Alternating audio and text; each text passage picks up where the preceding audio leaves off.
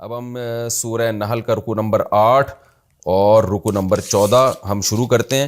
مختصر لفظی ترجمہ ہو سکے گا، تفسیر انشاءاللہ اگلے ایپیسوڈ میں. بسم اللہ الرحمن الرحیم. وَلَوْ يُؤَاخِذُ اللَّهُ النَّاسَ بِظُلْمِهِمْ، اللہ اگر پکڑ لیتا، مؤاخذہ کرتا، پکڑ لیتا لوگوں کو بظلمہم، ان کے ظلم کی بنیاد پر، ما ترک علیہا من دابہ، تو نہیں چھوڑتا زمین پر کوئی جاندار چیز، فوراً ہلاک کر دیتا. وَلَٰكِن يُؤَخِّرُهُمْ إِلَىٰ أَجَلٍ مُّسَمًّى، لیکن اللہ ان کو مؤخر کر رہا ہے، مہلت دے رہا ہے ایک وقت متعین تک کے لیے.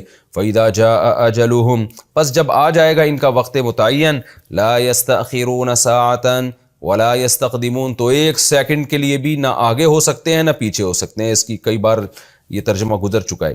وَيَجْعَلُونَ لِلَّهِ مَا، اور ٹھہراتے ہیں اللہ کے لیے وہ چیز، یکرہون، جو یہ خود ناپسند کرتے ہیں. وَتَصِفُ، وصف یصف کا معنی بیان کرنا بھی ہوتا ہے، اور تصف السنتہم، لسان کی جمع السنہ، لسان زبان کو کہتے ہیں. ان کی زبانیں بیان کرتی ہیں الکذب، جھوٹ. وہ جھوٹ کیا ہے؟ ان لہم الحسنی، کہ ان کے لیے اچھائی ہے، یعنی ان کو آخرت میں اچھا ٹھکانہ ملے گا. لا جرم، یہ لفظ پہلے بھی گزر چکا ہے. لا جرم کا معنی یقیناً، ان لہم النار، کہ بے شک ان کے لیے آگ ہے. وانہم مفرطون، اور یہ آگے بھیجے جائیں گے، یعنی پہلے جہنم میں ڈالے جائیں گے. فرط کہتے ہیں نا کسی بھی چیز میں زیادتی کو، پہل کو. تو افرط یفرط، افراطن کا معنی زیادتی کرنا، پہل کرنا. تو مفرطون، یہ پہل کروائے جائیں گے. تاللہ، اللہ کی قسم، لقد ارسلنا، تحقیق ہم نے بھیجا، الی امم، پچھلی قوموں کی طرف، من قبل کا، آپ سے پہلے، امہ کی جمع امن. فزین لہم الشیطان اعمالہم، شیطان نے ان کے لیے ان کے اعمال کو مزین کر دیا تھا. فہو ولیہم اليوم، پس آج کے دن بھی، الیوم کہتے ہیں آج کو، ولیہم، پس وہ شیطان آج بھی ان کا دوست ہے، ان کا دوست ہے. وَلَهُمْ عَذَابٌ علیم، اور ان کے لیے دردناک عذاب ہے. وَمَا أَنزَلْنَا عَلَيْكَ الْكِتَابَ، اور نہیں نازل کی ہم نے آپ پر کتاب، الا، مگر صرف اس لیے، لِتُبَيِّنَ لَهُمْ، تاکہ آپ کھول کھول کے بیان کر دیں ان کے لیے، الذی، وہ چیزیں، اختلفوا فیہ، جن میں یہ اختلاف کر رہے ہیں، وہ کانسیپٹ کلیئر کر دیں جن میں ان کا اختلاف ہے. وَہُدًى، اور ہم نے کتاب نازل کی اس لیے کہ یہ ہدایت ہے. وَرَحْمَةً، اور رحمت ہے. لِقَوْمٍ يُؤْمِنُونَ، ان لوگوں کے لیے جو ایمان لانا چاہتے ہیں. وَاللَّهُ أَنزَلَ مِنَ السَّمَاءِ مَاءً، اور اللہ وہ ذات ہے جس نے آسمان سے پانی برسایا. فَأَحْيَا بِهِ الْأَرْضَ، پھر زندہ کیا اس پانی کے ذریعے زمین کو. بعد موتها، اس زمین کے مردہ ہونے کے بعد. ان فی ذلک لآیہ، بے شک اس میں نشانی ہے، لقوم، اس قوم کے لیے، ان لوگوں کے لیے، یسمعون، جو ہماری باتوں کو سنتے ہیں. بسم اللہ الرحمن الرحیم. سورہ نحل کا رکوع نمبر 8 اور 14ویں پارے کا رکوع نمبر 14. اس کا لفظی ترجمہ مختصر گرامر کے ساتھ ہو چکا تھا. اب ہم انشاءاللہ اس کی تفسیر کی طرف چلتے ہیں. بہت چھوٹے چھوٹے آسان اور مختصر رکوع ہیں، انشاءاللہ یہ تفسیر جلدی ہو جائے گی. بسم اللہ الرحمن الرحیم. وَلَوْ يُؤَاخِذُ اللَّهُ النَّاسَ بِظُلْمِهِمْ مَا تَرَكَ عَلَيْهَا مِن دَابَّةٍ. آپ کو معلوم ہے اس سے پچھلے والے رکوع میں شرک کی کچھ اقسام بیان کی گئی تھیں. ان قسموں میں سے ایک قسم یہ کہ مشرکین اللہ کی طرف بیٹیوں کی نسبت کرتے تھے. فرشتوں کو بعض مشرکین وہ کہتے تھے کہ یہ فرشتے اللہ کی بیٹیاں ہیں، اور اس طرح کی اور بھی کہ جو انہوں نے حلال و حرام کیے ہوئے تھے مختلف چیزوں کو. تو اللہ تعالیٰ فرماتے ہیں کہ اگر اللہ تعالیٰ لوگوں کو ان کے ظلم کی بنا پہ پکڑنا شروع کر دے، ظلم چاہے عقیدے کا ہو یا عمل کا ہو، عقیدے کا ظلم شرک ہے، جیسے قرآن میں آتا ہے ان الشرک لظلم عظیم، شرک بہت بڑا ظلم ہے. اور ظلم کے مفہوم میں بدعملی بھی داخل ہے. دنیا میں جتنی برائیاں ہو رہی ہیں، تو اللہ اگر لوگوں کو پکڑ لے، ما ترک علیہا من دابہ، تو زمین پر کوئی چلنے والی جاندار چیز کو زندہ نہ چھوڑے. وَلَٰكِن يُؤَخِّرُهُمْ إِلَىٰ أَجَلٍ مُّسَمًّى، لیکن اللہ سب کو مؤخر کر رہا ہے، مہلت دے رہا ہے ایک متعین وقت تک کے لیے. بار بار قرآن اس بات کو دہراتا ہے. وجہ اس کی یہ کہ نافرمان اور مشرک لوگ اور اسلام سے بغاوت کرنے والے لوگ، اللہ کے دین کو نہ ماننے والے لوگ، وہ بار بار اس خوش فہمی میں مبتلا رہتے ہیں کہ اگر ہم باطل پر ہیں تو عذاب آتا کیوں نہیں ہے، فوراً ہم تباہ و برباد کیوں نہیں ہو جاتے. تو قرآن میں اس مضمون کا بہت تکرار ہے کہ بھئی تمہارے جرائم ایسے ہیں کہ اگر پکڑنے پر آ جائے نا اللہ تعالیٰ تو پوری زمین کو تباہ و برباد کر دے. یعنی جرم تمہارا کم نہیں ہے. لیکن بات یہ ہے کہ کتنا ہی بڑا جرم ہو، اللہ نے ایک ٹائم رکھا ہوا ہے نا، یہ دنیا دارالامتحان ہے، اگر اللہ مار کے ختم ہی کر دے گا تو امتحان کہاں سے ہوگا؟ تو اس خوش فہمی میں نہ رہو کہ آخرت میں بھی سزا نہیں ملے گی، اللہ نے ایک دن رکھا ہوا ہے۔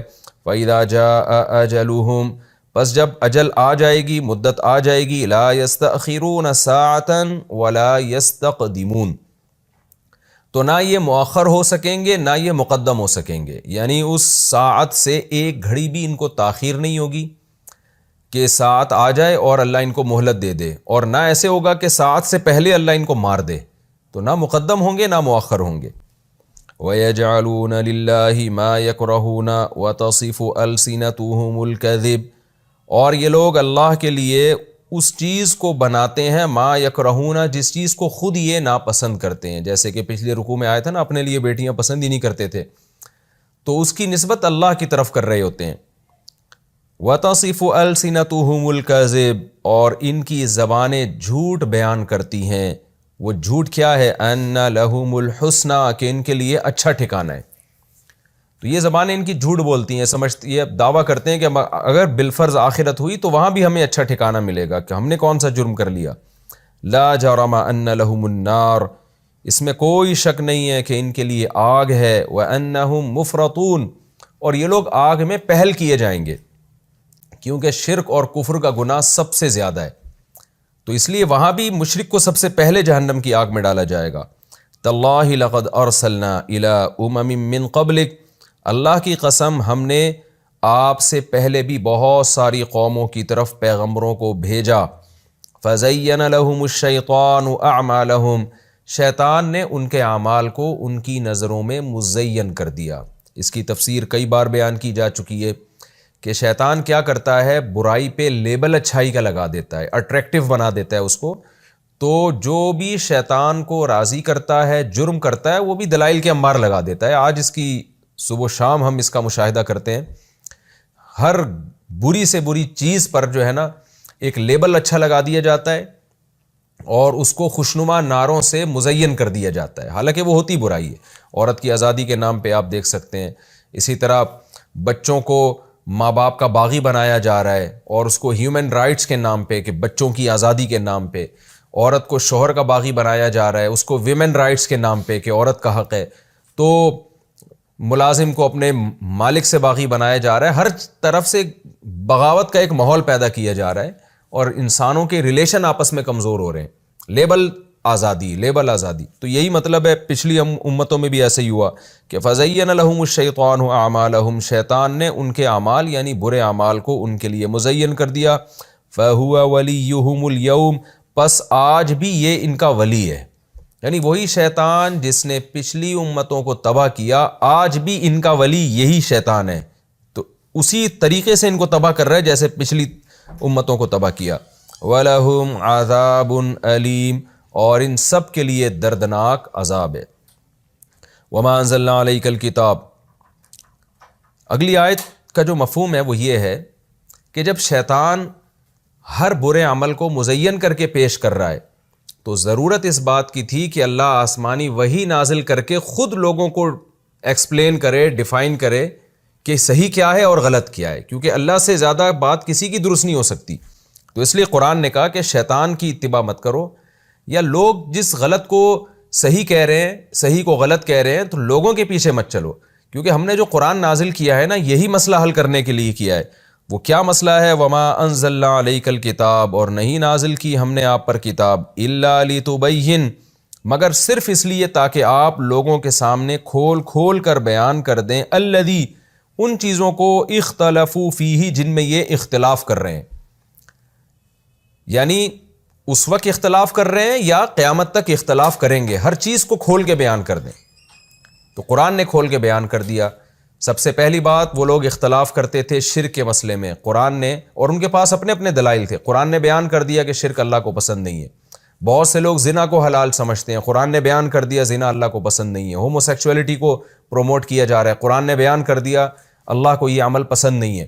وراثت کے حکام ہیں، یعنی جو بھی ایسے احکام ہیں جس میں انسان ڈیبیٹ کر کے بحث مباحثہ کر سکتا تھا اور انسان کی زندگی کے لیے وہ انتہائی اہم تھے، تو قرآن نے ان کو ایکسپلین کر کے انسانوں کے لیے بحث کا راستہ بند کر دیا، اور یہ اللہ نے احسان اس لیے کیا کہ تاکہ شیطان کو موقع نہ مل جائے، کیونکہ شیطان بڑے بڑے لوگوں کی عقل کو اچکتا ہے جو غلط کو صحیح اور صحیح کو غلط کہہ کے معاشرے میں فساد پھیلانے کی کوشش کرتے ہیں۔ تو اس لیے اللہ نے فرمایا کہ ہم نے اس لیے نازل کیا تاکہ جن چیزوں میں لوگوں کا اختلاف ہوگا نا، یعنی جو انسان کے لیے بہت بنیادی چیزیں ہیں، اس اختلاف کو قرآن بیان کر دے۔ وَہُدًى، اور یہ ہدایت ہے، اس میں صحیح گائیڈنس ملے گی، وَرَحْمَةً، اور اس میں رحمت بھی ہے، کیونکہ جب آپ کو سیدھا راستہ ملے گا، آپ اس پہ چلیں گے تو اللہ کی بھی آپ پر رحمتیں اور برکتیں ہوں گی۔ لِقَوْمٍ يُؤْمِنُونَ، مگر یہ سب ان لوگوں کے لیے ہے جو ایمان لانا چاہتے ہیں، جو ہٹ دھرم اور ضدی لوگ ہیں، جو چاہتے ہی نہیں ہیں کہ ہمیں حق ملے تو ہم اس کو فالو کریں گے، ان کو اس قرآن سے بھی کچھ حاصل ہونے والا نہیں ہے۔ وَاللَّهُ أَنزَلَ مِنَ السَّمَاءِ مَاءً، میں نے آپ کو بتایا تھا کہ سورہ نحل میں زیادہ تر اللہ نے اپنی نعمتوں کو بیان کیا ہے۔ نحل بھی شہد کی مکھی کو کہتے ہیں نا، تو وہ بھی اللہ کی نعمت ہے۔ تو سورہ نحل کا جو زیادہ مضمون ہے وہ اللہ کی نعمتوں کے گرد گھومتا ہے، درمیان میں بار بار توحید کی اہمیت اور شرک کی نفی اور برائی کی مذمت بیان ہوگی، تو اللہ دوبارہ پھر اسی مضمون کی طرف آ رہے ہیں۔ واللہ انزل من السماء ماء، اللہ وہ ذات ہے جس نے آسمان سے پانی برسایا، فاحیا بہ الارض بعد موتها، پھر اس نے اس پانی کے ذریعے زمین کو زندہ کیا اس زمین کے مردہ ہونے کے بعد۔ دیکھیں یہ دنیا میں سب سے عجیب کام جس پہ یعنی سائنسدان بھی حیران ہیں اور اب تک اس کو ڈیفائن نہیں کیا جا سکا، وہ کیا ہے مردہ میں حیات کیسے پڑتی ہے۔ یہ تو ہم چیزوں کو دیکھ رہے ہیں نا تو ایمان لے آتے ہیں، لیکن کوئی بنجر زمین ہو، ہم نے اس میں کبھی درخت یا پودا اگتا ہوا نہ دیکھا ہو، اور اس کے بارے میں کوئی یہ کہے کہ اس میں پانی برسے گا اور لہلہاتی فصلیں اگیں گی، گندم اگے گا، خربوزے اگیں گے، انار اگے گا، تو دنیا میں کوئی بھی اس بات کو نہیں مانتا، وہ کہتا ہے یہ ہو ہی نہیں سکتا۔ ہم اس لیے مان رہے ہیں کہ ہم صبح و شام یہ منظر اپنی آنکھوں سے دیکھ رہے ہیں۔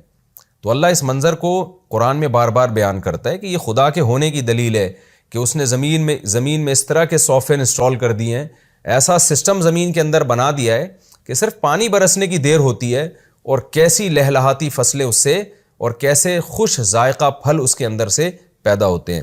تو واللہ انزل من السماء ماء، اللہ وہ ذات ہے جس نے آسمان سے پانی برسایا، فاحیا بہ الارض بعد موتها، پھر اس نے اس پانی کے ذریعے زمین کو زندہ کیا اس زمین کے مردہ ہونے کے بعد۔ ان فی ذلک لآیہ، بے شک اس بات میں بڑی نشانی ہے، لقوم یسمعون، ان لوگوں کے لیے جو سننا چاہتے ہیں، جو چاہتے ہیں کہ ہم حق کو سنیں تو اس کو فالو کریں گے، جو چاہتے ہیں، تو ان لوگوں کے لیے صرف اس زمین میں ہی بہت بڑی نشانی ہے کہ یہ زمین خود نہیں بن سکتی، یہ نظام خود بخود وجود میں نہیں آ سکتا، اور جس نے یہ نظام بنایا ہے وہ انسان پر بہت مہربان ہے۔ یہ تمام چیزوں کی نشانیاں اس عمل میں موجود ہیں۔ یہ ہمارا رکوع مکمل ہو گیا، اب ہم انشاءاللہ اگلے رکوع کی طرف چلتے ہیں۔ اس رکوع کا خلاصہ بھی آسان ہے، اس کو بیان کرنے کی ضرورت نہیں ہے، مختصر رکوع تھا۔